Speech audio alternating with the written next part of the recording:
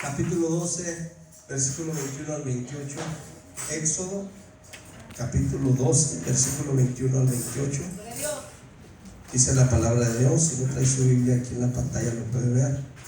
Y Moisés convocó a todos los ancianos de Israel y les dijo: sacad y tomaos corderos para vuestras familias y sacrificad la Pascua, y tomad un manojo de hisopo y mojadlo en la sangre que estará en un lebrillo, y untad el dintel y los dos postes con la sangre que estará en el lebrillo, y ninguno de vosotros salga de las puertas de su casa hasta la mañana, porque Jehová pasará hiriendo a los egipcios, y cuando vea la sangre en el dintel y en los dos postes, pasará Jehová aquella puerta y no dejará entrar al heridor en vuestras casas para herir.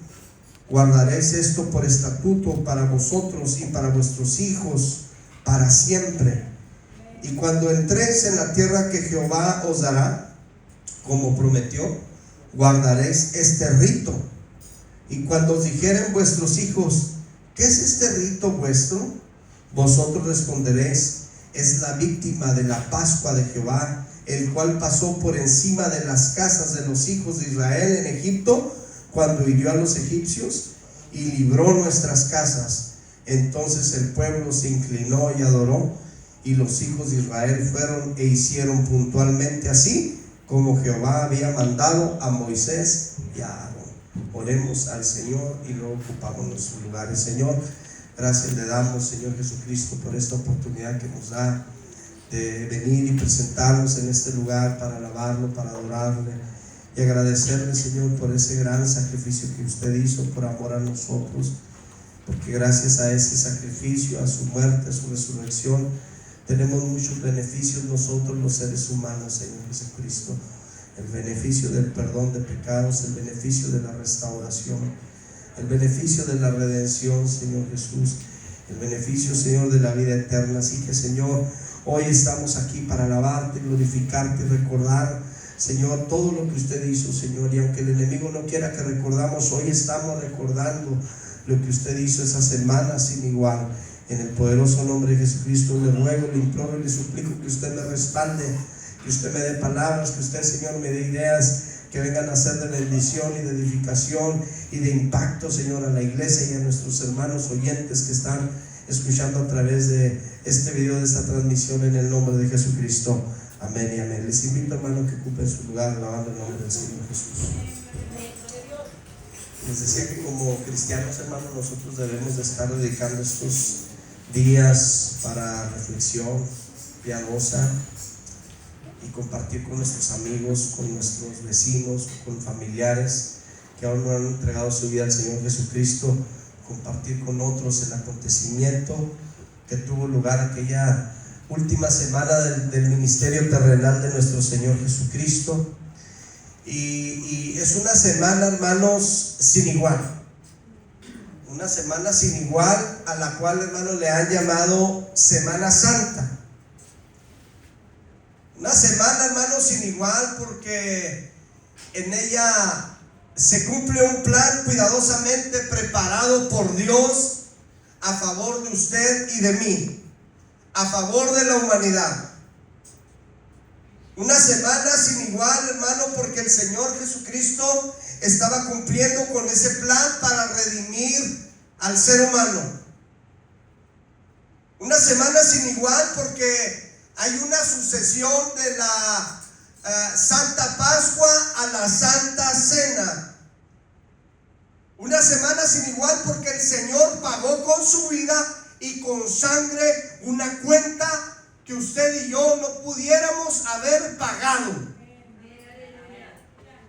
Es una semana única y sin igual porque en ella nuestro Señor Jesucristo no solamente murió para redimirnos, sino que el Señor Jesucristo resucitó al tercer día de entre los muertos para arrebatarle al diablo y arrebatarle a la muerte las llaves que ellos tenían. Es una semana sin igual, donde si tú le abres el corazón al Señor Jesucristo, jamás las vas a olvidar. Si me puedes subir un poquito el volumen aquí a los monitores, por favor.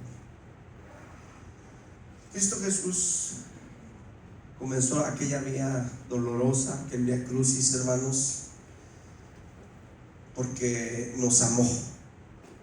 Y dice la Biblia que nos amó hasta la muerte. Él sufrió mucho por nosotros. Él sufrió laceraciones a causa de los latigazos que le abrían y le hacían zanjas en su piel, hermanos. Él sufrió golpes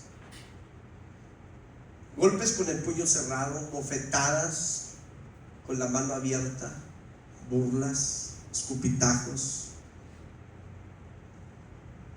Le pegaban con una caña en la cabeza al Señor. Punciones, porque le enterraron aquella corona de espinas en su frente, en su cabeza. Perforaciones, porque, hermanos, le enterraron unos clavos en sus manos y en sus pies. Y también sufrió el Señor incisiones, porque al Señor, hermano, lo traspasaron con una lanza. Y dice el amado, cuando estaba abajo viendo, dice: yo vi cuando lo traspasaron y vi que salió agua y sangre del costado del Señor.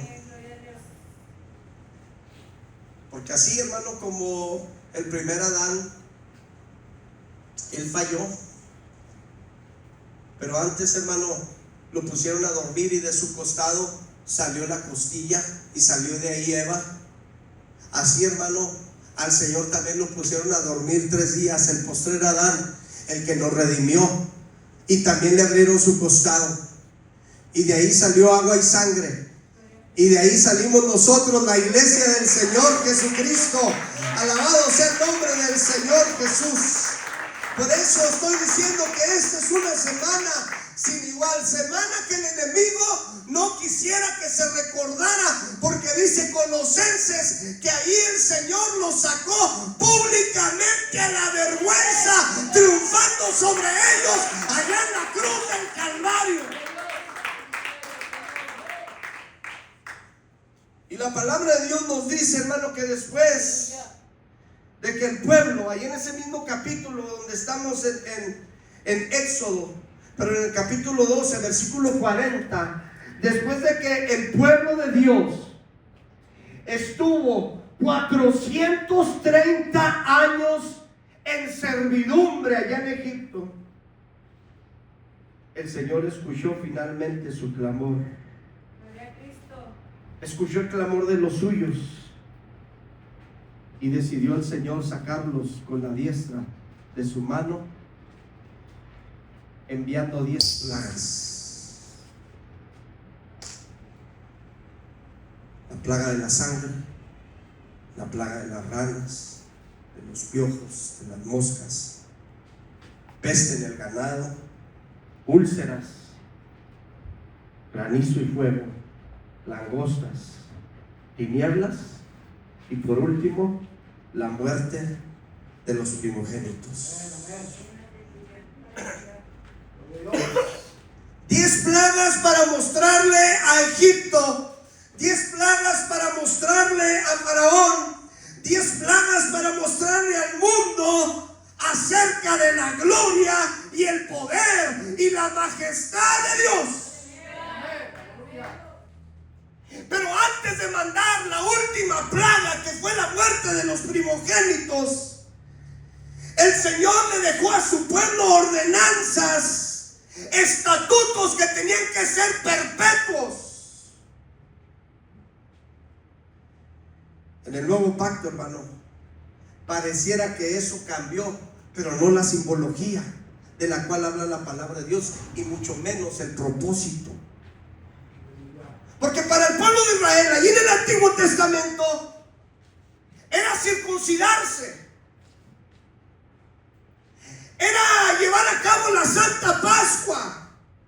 Pero para nosotros, en el Nuevo Testamento, es el bautismo en el nombre de Jesucristo y la Santa Cena.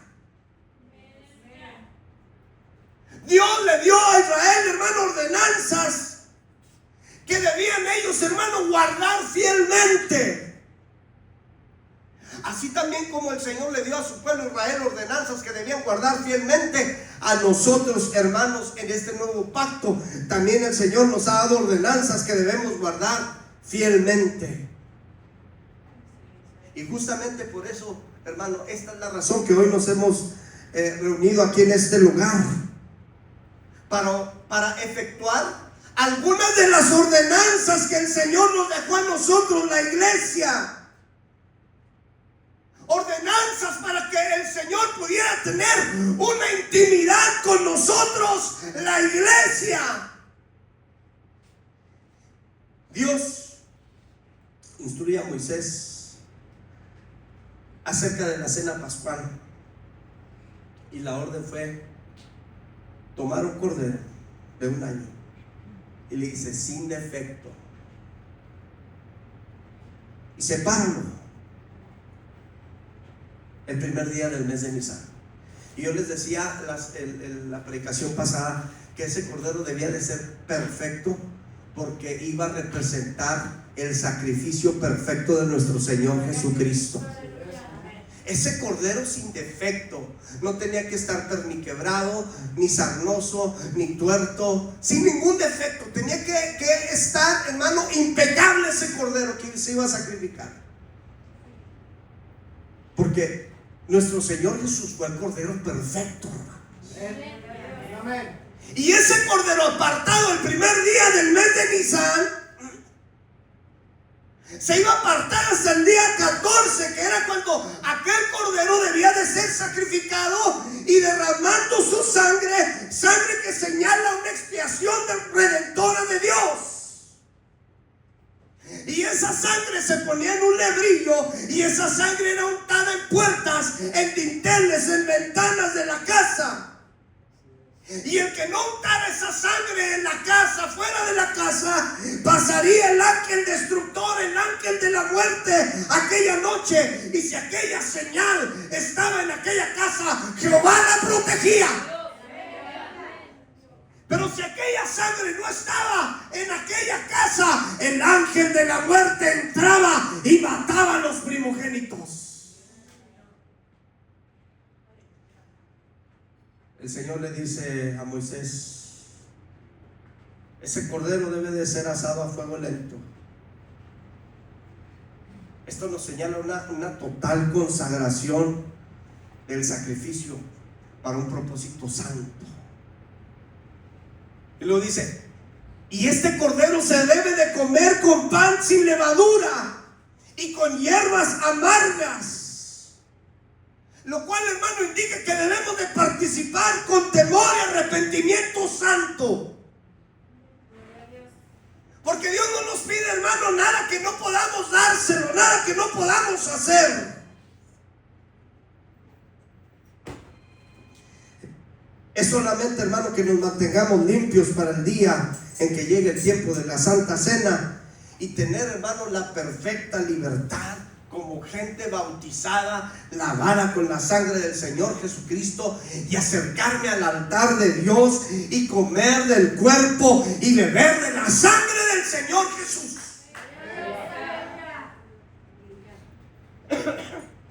Porque, hermano, de acuerdo a lo que estoy yo entendiendo en la palabra de Dios ahí en Éxodo, no podía haber Pascua participando, hermano, del pecado. Y no puede haber Santa Cena estando, hermano, en una práctica continua pecaminosa. O sea, el cordero, hermano, el cordero tenía un papel bien delicado: morir para que otros vivieran. Y aquí encontramos un simbolismo hermoso, hermano, porque nuestro Señor Jesucristo es el último sacrificio conforme a la ley, donde el Señor, hermano, fue sacrificado en aquella cruz a manera de altar.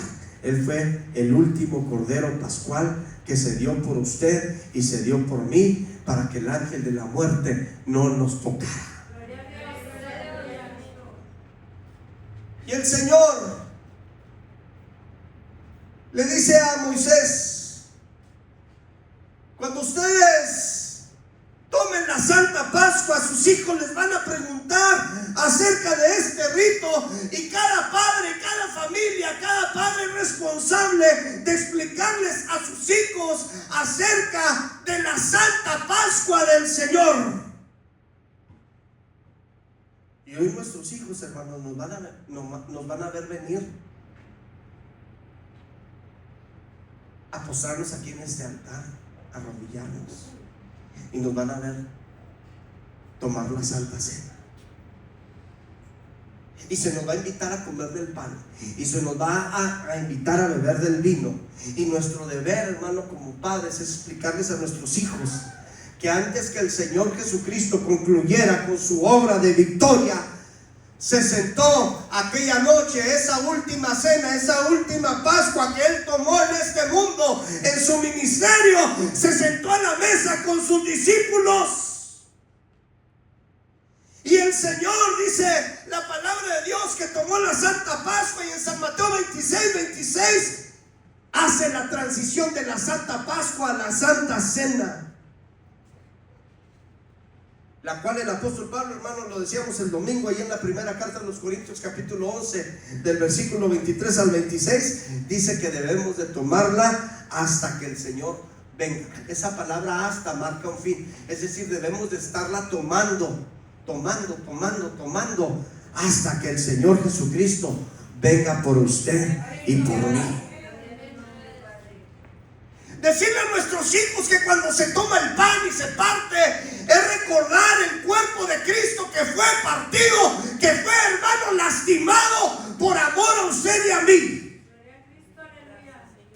Que de esa copa que vamos a estar bebiendo, el vino, hermano, aquella sangre, aquel vino representa la sangre que el Señor Jesucristo vertió en raudales por usted y por mí, para perdonar nuestros pecados. Y mire, hermano, cómo está la cosa, que aquel que hizo el agua en vino, ahora, hermano, el vino la hace la sangre de nuestro Señor Jesús.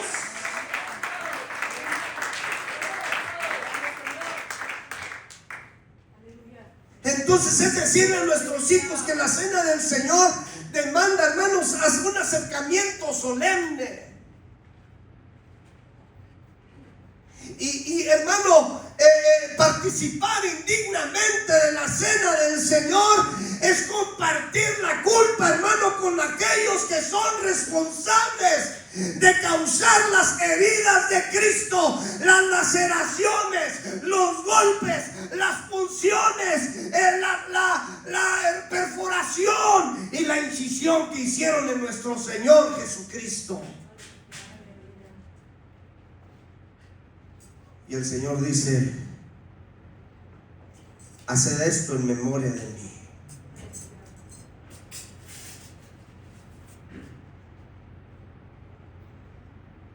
Y decirle a nuestros hijos que cuando tomamos la Santa Cena, nos recuerda que por fe recibimos muchos beneficios por su muerte y su resurrección. Y nos inspiramos, hermano, en la victoria que el Señor Jesucristo tuvo sobre todos sus enemigos. La Santa Cena nos motiva a la acción de gracias. La Santa Cena, hermano, nos motiva a la coinonía, nos motiva, hermano, a estar en comunión, no solamente verticalmente, sino horizontalmente con mi hermano. No solamente estar bien con Dios, pero también es estar bien con mi hermano. Porque el mismo Señor dijo en su palabra, dice: ¿cómo puedes decir que amas a Dios si odias a tu hermano que ves? Si a Dios que no lo ves dices que lo amas, y a tu hermano que ves, ¿por qué? ¿Por qué no lo amas? Entonces, hermano, la Santa Cena es para que la iglesia esté en comunión, esté en coinonía, no solamente con Dios, sino, hermano, con los hermanos y las hermanas en Cristo. Y la Santa Cena, hermano, aviva el espíritu de la redención. Y cuando el día de mañana estemos predicando, hermano, acerca de las heridas de Cristo, acerca, hermano, del sufrimiento de Cristo, acerca, hermano, de aquella vía dolorosa, de aquel vía crucis, entonces, hermano, haremos más vivos los sufrimientos del Señor Jesucristo. Y, hermano, nuestras lágrimas van a empezar a derramarse en nuestros ojos y vamos a decirle gracias, gracias por ese sacrificio, Señor. Dice esa primera carta a los Corintios, capítulo 11, del 27 al 32, que la Santa Cena, hermano, es para bendecirnos a nosotros como pueblo de Dios. Pero dice también que es para juicios correctivos. Y que deberíamos de acercarnos, hermano, a tomarla constantemente. Porque en ella, hermano, el Señor nos manda que nos examinemos antes de tomarla. Examinarnos si estamos corregidos o no. Y entender, hermano, que llegamos a la Santa Cena con la intención de examinarnos, con la intención de ver en qué medida yo he estado creciendo en la gracia del Señor Jesucristo, para ver qué tanto yo he estado creciendo en el conocimiento del Señor Jesucristo. Porque conforme yo voy creciendo, yo voy madurando, hermano, en la gracia del Señor, en el conocimiento del Señor, se van quitando de mí fallas, se van quitando de mí faltas. ¿Sabían ustedes que el Señor siempre nos ha estado observando, hermanos? Él ha estado ocupado de nosotros, la iglesia, no tanto del mundo. Al mundo el Señor lo va a juzgar, al mundo el Señor lo va a condenar a su debido tiempo, pero a nosotros nos está examinando a cada momento. Por eso escribió el salmista: oh Jehová, tú me has examinado y me has conocido.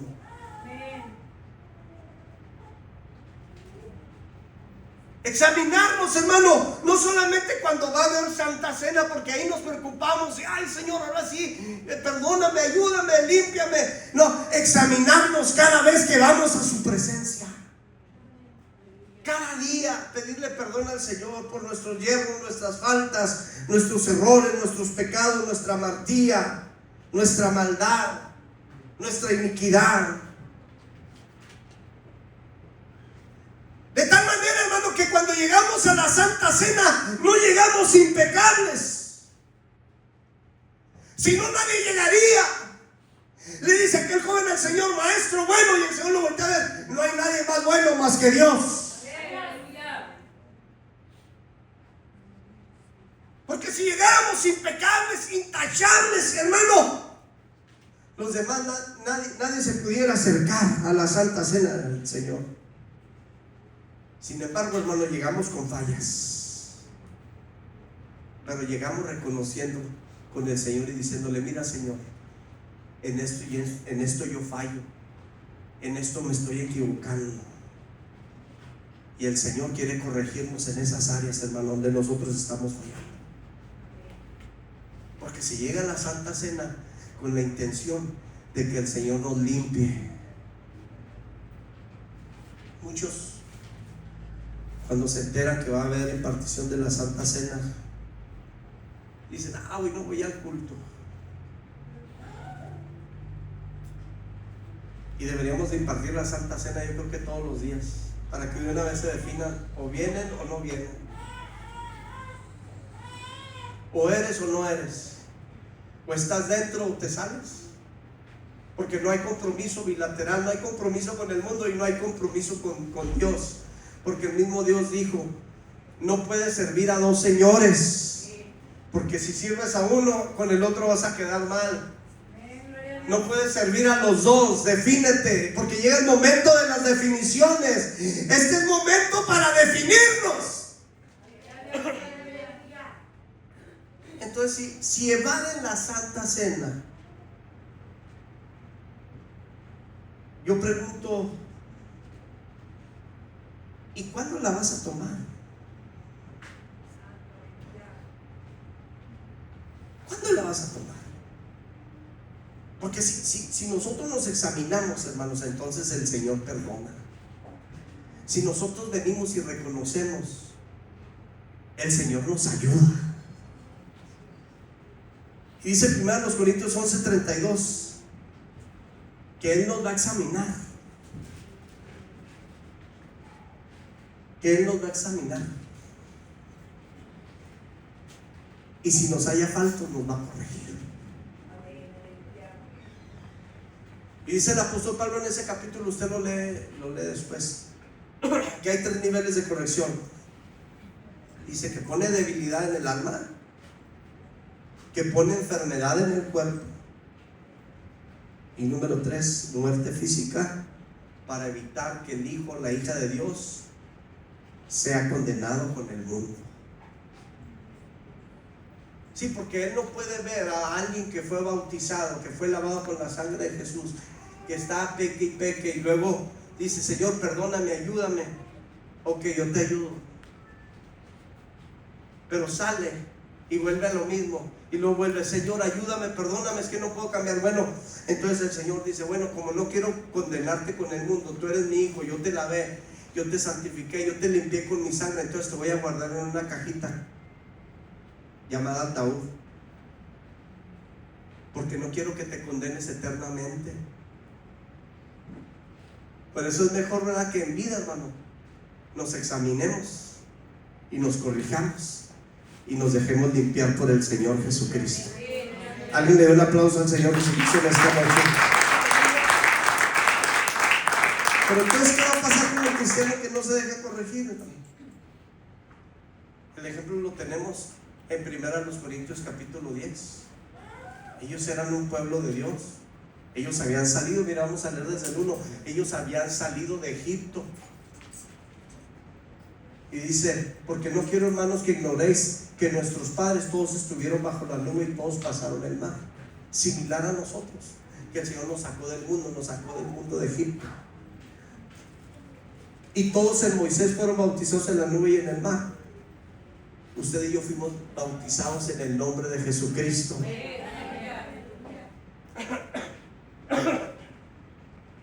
Y todos comieron el mismo alimento espiritual.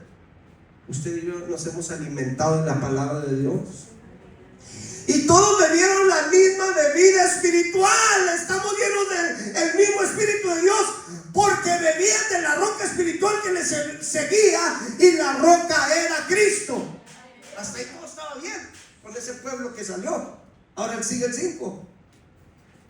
Pero de los más de ellos no se agradó Dios. O sea que hay parte del pueblo del que el Señor no se agrada, por lo cual quedaron postrados en el desierto. Mas estas cosas sucedieron para nosotros, para que no codiciemos cosas malas como ellos codiciaron. ¿Cuántos entendieron hasta aquí, hermanos? O sea que de parte de ese pueblo, que era pueblo de Dios, no se agradó Dios y los dejó muertos, postrados en el desierto, porque no se dejaron corregir. Pero nosotros, hermanos, como somos una iglesia sabia, debemos dejarnos corregir por el Señor. Y los que se dejaron corregir entraron a la tierra prometida. Entonces, si usted y yo nos dejamos corregir, porque la vara y la corrección dan sabiduría. La corrección no nos gusta, porque duele, pero la corrección es necesaria. Y si nos dejamos nosotros corregir, ellos entraron a la tierra prometida, nosotros vamos a entrar al reino de los cielos con Cristo, y con Él tomaremos nuevamente lo que Él le dijo a sus discípulos: yo no tomaré otra vez con ustedes esta cena hasta que esté con todos ustedes allá en el reino de los cielos, y tomaré vino nuevo. Así dice, hermano, la Biblia, en uno de los evangelios. Porque estuve yo comparando esto, hermano, de la Santa Cena en los 4 evangelios. Y hay muchas cosas bien interesantes. Fíjense, 2 evangelios hablan acerca del nacimiento de Jesús, pero los 4 agarran aproximadamente una tercera parte de todos los evangelios para hablar del sacrificio, de la muerte y de la resurrección de nuestro Señor Jesucristo. Y qué gozo, hermano, porque el apóstol Pablo decía: porque nosotros predicamos a un Cristo crucificado. Y yo siempre me pregunté, ¿pero por qué no predicar a un Cristo resucitado? Bueno, pues porque para los griegos y para los judíos, hermano, ver a un Cristo, ver a un Mesías en una cruz, para ellos no era Cristo. Pero recordemos que Jesús se humilló a sí mismo y fue obediente hasta la muerte, y muerte de cruz. Entonces, ¿quiénes pueden tomar la Santa Cena? Número 1, los que son bautizados en el nombre de Jesucristo. Aquellos que disciernen el cuerpo de Cristo y su sangre. Entonces, ¿qué le impide a usted? ¿Qué me impide a mí? Que estamos en este santo lugar. No porque el altar sea santo, ni porque las sillas sean santas, sino que todo es santo porque está aquí Dios, porque aquí está el santo de los santos. ¿Qué nos impide que vengamos y tomemos la cena del Señor? Si usted y yo, hermano, estamos siendo sinceros, si usted y yo venimos a este altar y somos honestos con el Señor, si después de que me bauticé estoy tratando de hacer lo correcto, y estoy viniendo y me estoy examinando y le estoy diciendo al Señor: corrígeme. Porque, hermano, en las oraciones, cuando vengamos aquí, no nada más vengamos y digamos al Señor: ayúdame. No nada más vengamos y bendíceme, Señor. No nada más vengamos y digámosle renuévame. No nada más le digamos: dame. Hermano, hay que decirle al Señor: corrígeme. Para que se lo eche a la bolsa, hermano. Porque yo no sé, algunos traen resortes en las rodillas, apenas vienen y ¡ling! ¿Qué le parece si también venimos y no solamente le decimos que lo amamos, que lo adoramos, y no solamente, hermano, nos postramos en la hermosura de su santidad, sino también le decimos al Señor que nos corrija? Y si alguien ha fallado, acérquese de corazón arrepentido y sincero. Y dice el Señor que al corazón contrito y humillado el Señor no lo desprecia jamás y lo va a perdonar. Por eso esta noche es propicia para usted y para mí, para que vengamos y tomemos la cena del Señor. En el antiguo pacto, en el Antiguo Testamento, los que participaban de la Santa Pascua, hermano, recibían vida, porque el ángel destructor, hermano, no los podía tocar. Pero en nuestro tiempo, hermano, en este nuevo pacto, en el Nuevo Testamento, si tomamos nosotros la cena del Señor dignamente y con fe y con temor, hermano, su presencia va a posar sobre nosotros, sobre su vida, sobre mi vida. Su ministerio va a ser más efectivo. El trabajo que usted haga en la obra del Señor va a ser más efectivo. Y usted, hermano, gozará de la presencia de Dios. Y usted, hermano, porque mira, hay cristianos aburridos. Ay, pues sí, tienen agua. Le pedí al hijo que me trajera agua.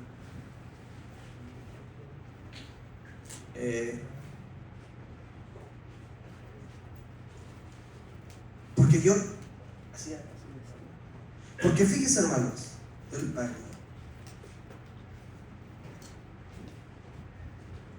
por eso hay muchos cristianos aburridos que no disfrutan su vida cristiana.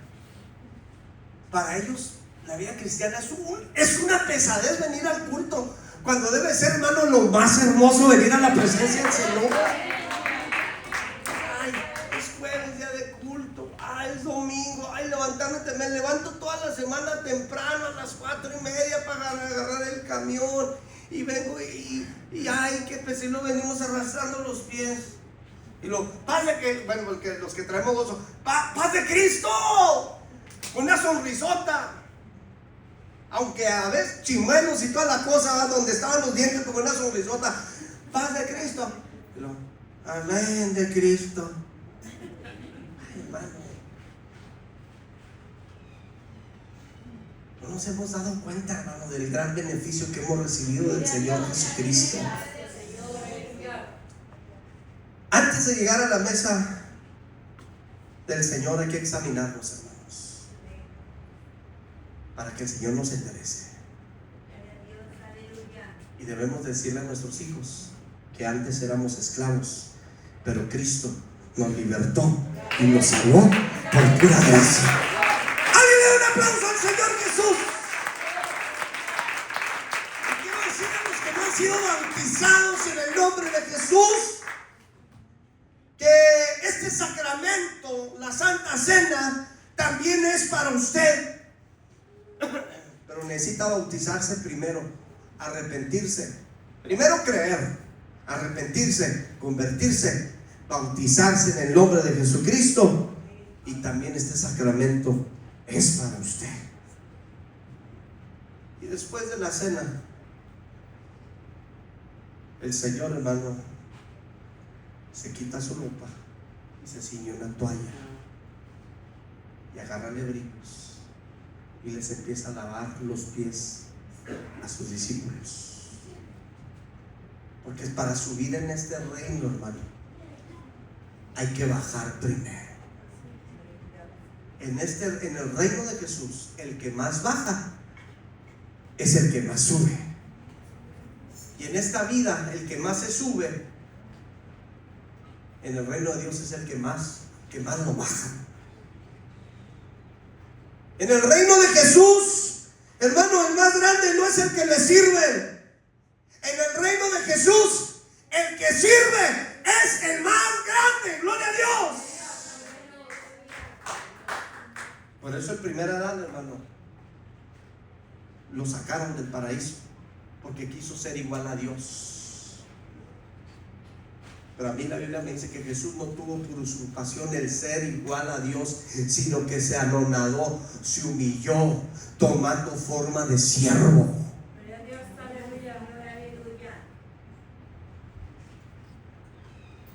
Así que el postrer Adán, hermano, siendo Dios, se hizo hombre por amor a usted y a mí, y por eso la palabra de Dios nos dice que lo exaltaron.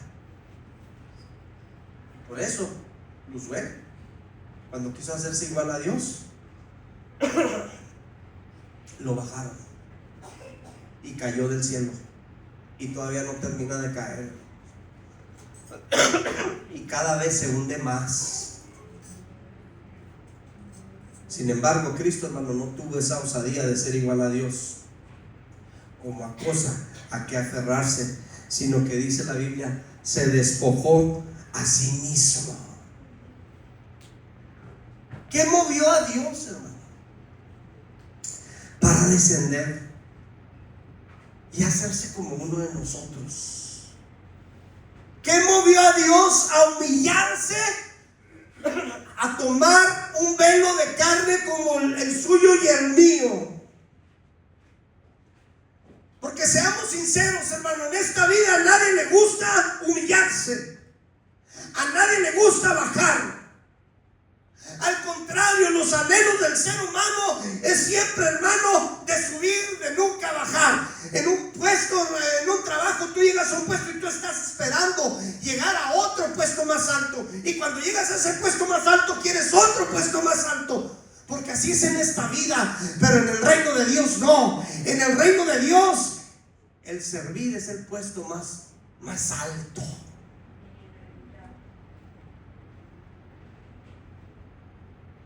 Hermano, esto es algo bien tremendo lo que nos enseña el Señor en su humillación.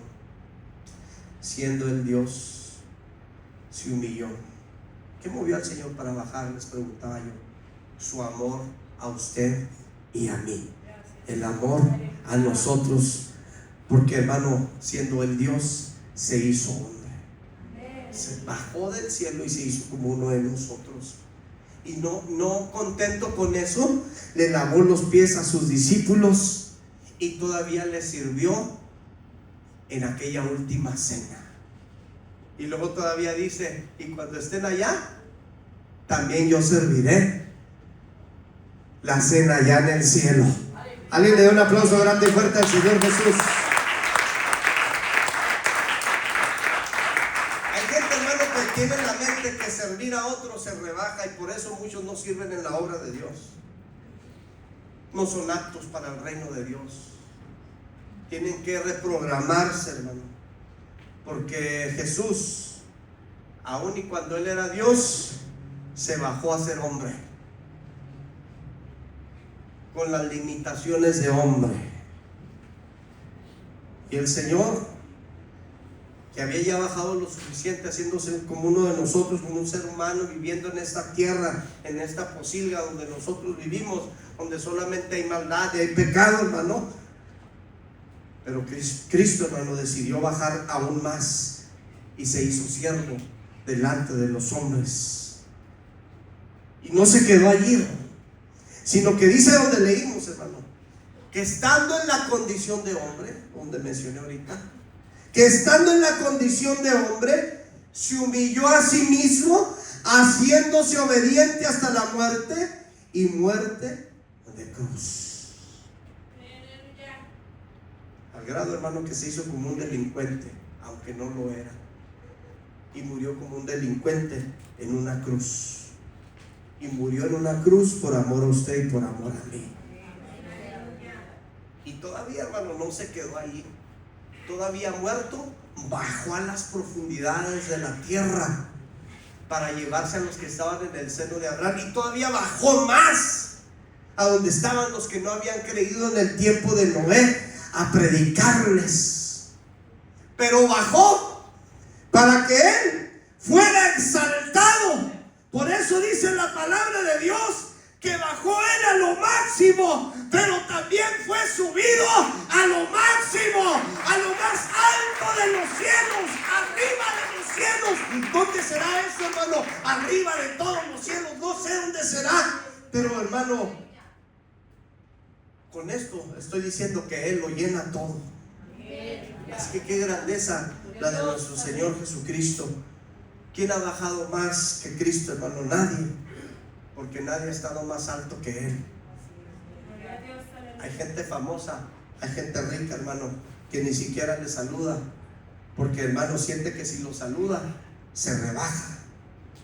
Sin embargo, Cristo, que sí es alto porque es Dios, Él bajó y se humanó y murió por usted y por mí, y aún le lavó los pies a sus discípulos. Así que mucho debemos de amarle, porque sabe una cosa: al que debimos de amar, Él vino y nos amó a nosotros primero. Gloria a Dios. Por eso para el Señor es muy grave el pecado de la soberbia, hermanos. Al grado que dice la Biblia en el Salmo 138, versículo 6. Dice: porque Jehová es excelso y atiende al humilde, mas al altivo lo mira de lejos. Por eso el Señor huye del creído, huye del soberbio, huye del orgulloso, porque Él, siendo Dios, nos enseñó lo que era la humildad, y se agachó y le lavó los pies a cada uno de sus discípulos. Y Pedro le decía: tú no me vas a lavar los pies. Y el Señor le dice: es que tú no lo entiendes ahorita, es que no te voy a dejar. Bueno, entonces no tienes parte ni suerte en este reino. No tienes parte ni suerte conmigo. Entonces no solamente lávame los pies, lávame las manos y también la cabeza. No, Señor, porque ustedes ya están limpios, solamente sus pies. ¿Sabe por qué? Porque nos ensuciamos, hermano. Saliendo nos ensuciamos. A veces hay música ahí con los vecinos y ponen una música horrible. Las pláticas de los compañeros de trabajo, las pláticas a veces de los familiares, o pláticas a veces de mismos hermanos que traen puro chismarajo. Vienen y se le ensucian sus pies. Y por eso todos los días debemos de de limpiarnos nuestros pies, de lavarnos nuestros pies. Qué tremendas enseñanzas, hermano, obtenemos de todo esto que estamos hablando. Por eso les digo, hermano, que es muy grave el pecado de la soberbia, porque el Señor, siendo Dios, bajó por amor. Y por eso una persona, hermano, soberbia desprecia ese gran amor de Cristo Jesús. Por eso el Señor le dice a aquellos fariseos orgullosos, religiosos orgullosos, que sentían que eran lo máximo en el tiempo de Jesús, pero que enseguida de Jesús, hermano, ellos se veían como nadie, porque el Señor, a través de su santidad, hacía, hermano, verles los defectos y el pecado que esos religiosos tenían. Y por eso el Señor, en el capítulo 21 de San Mateo, en el verso 31 y 32, dice: de cierto os digo, que los publicanos y las rameras van delante de ustedes al reino de Dios. Qué fuertes palabras, hermano. No porque los publicanos y las rameras, hermano, fueran buenas personas, sino porque ellos tenían más capacidad de arrepentirse, de aceptar su condición, que uno de los fariseos que creían, hermano, que ya lo habían alcanzado todo y que ya lo tenían todo y que se merecían el cielo. Y por eso el Señor escribe en San Lucas capítulo 15 versículo 7: os digo que así habrá más gozo en el cielo por un pecador que se arrepiente que por 99 justos que no necesitan de arrepentimiento. Por eso, hermanos, Filipenses 2 del 5 en adelante dice, y nos dice usted y a mí: haya pues en vosotros este sentir que hubo también en Cristo Jesús. Ya voy a terminar, hermanos. El cual, siendo en forma de Dios, no estimó el ser igual a Dios como cosa que aferrarse, sino que se despojó a sí mismo, tomando forma de siervo, hecho semejante a los hombres, y estando en la condición de hombre, se humilló a sí mismo, haciéndose obediente hasta la muerte, y muerte de cruz. Por eso, hermano, Dios lo exaltó a lo sumo y todo se le sujetó a él. Y un día, hermano, vamos a ver a ese Señor dueño de todo y de todos. Y por eso le damos un grande aplauso al Señor Jesucristo por lo que hizo. Esa noche, hermano, muchas cosas pasaron. Uno de los que más amaba le entregó. El Señor les decía: ustedes van a huir. Pedro le decía: no, yo estoy dispuesto hasta morir contigo. Pedro lo negó 3 veces y el gallo cantó 2 veces. Huyeron. Y hasta hay cosas muy raras, porque cuando llega Judas con aquella gran compañía para arrestar a Jesús, besó al Señor y le dice: maestro, maestro. Y Jesús le dice a Judas: así entregas a tu maestro con un beso, amigo. Y cuando llegan aquellos soldados y le dicen: venimos buscando a Jesús el Nazareno. Léale ahí en San Juan, hermano. Dice Jesús con voz de Dios: yo soy. Ahí viene hasta con mayúsculas en su Biblia. Y cuando él dijo: yo soy, los soldados y los que venían con espadas y con palos para arrestarlo retrocedieron y se cayeron a tierra. Pero para cumplir con el plan, hermano, se levantaron, se incorporaron como diciendo: pues ¿qué nos pasó? Y luego: ¿a quién buscan?, vuelve a preguntar Jesús. Y dicen ellos: venimos buscando a Jesús el Nazareno. Y luego ya con letras minúsculas, ya hablando como un humano normal: os he dicho que yo soy. Y lo arrestaron a Jesús.